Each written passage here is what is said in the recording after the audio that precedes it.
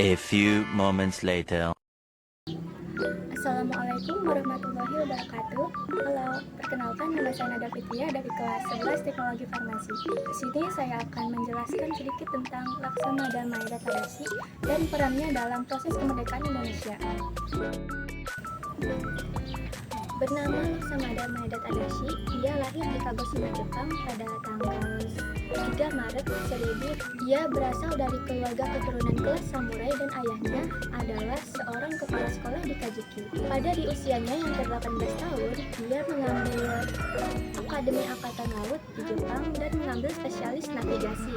Ia pun telah mendapatkan pangkat Letnan 1 di Angkatan Laut pada tahun 1930 di Kekaisaran Jepang. Ia mulai menjadi atase Angkatan Laut di Belanda pada tahun 1940. Setelah itu, pada Oktober 1940, ia ditugaskan untuk pergi ke Indonesia untuk menegosiasikan perdagangan dengan pemerintah kolonial.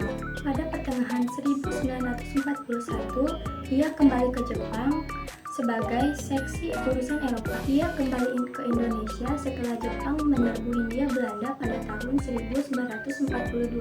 Ia kemudian ditugaskan di Batavia atau Jakarta setelah pemerintah kolonial Belanda sepenuhnya jatuh. Di Jakarta, Maeda menjadi penghubung antara Angkatan Laut dan Angkatan Darat ke-16 Jepang. Peran beliau dalam proses persiapan kemerdekaan Indonesia itu apa sih, Kak? Nah, peran beliau dalam proses kemerdekaan Indonesia adalah beliau bersedia mengizinkan tempat kediamannya di Jakarta Pusat, Jalan Imam Bonjol nomor 1 untuk dijadikan sebagai tempat penulisan naskah proklamasi kemerdekaan Indonesia. Namun, perannya tersebut malah berdampak buruk pada dirinya.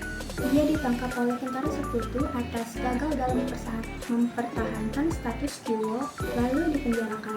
Ia diadili di pengadilan militer. Namun, ia dinyatakan tidak bersalah dan dibebaskan pada tahun 1947. Ia pun kemudian memilih untuk mundur dari jabatannya di militer. Laksamada Maeda Tadashi wafat pada 13 Desember 1977. Ia menghembuskan napas terakhirnya setelah 4 tahun menerima Bintang Jasa Naraya dari pemerintah Republik Indonesia. Nah, hanya segitu saja yang dapat saya sampaikan di video ini. Semoga bermanfaat bagi teman-teman semuanya. Wassalamualaikum warahmatullahi wabarakatuh. Bye.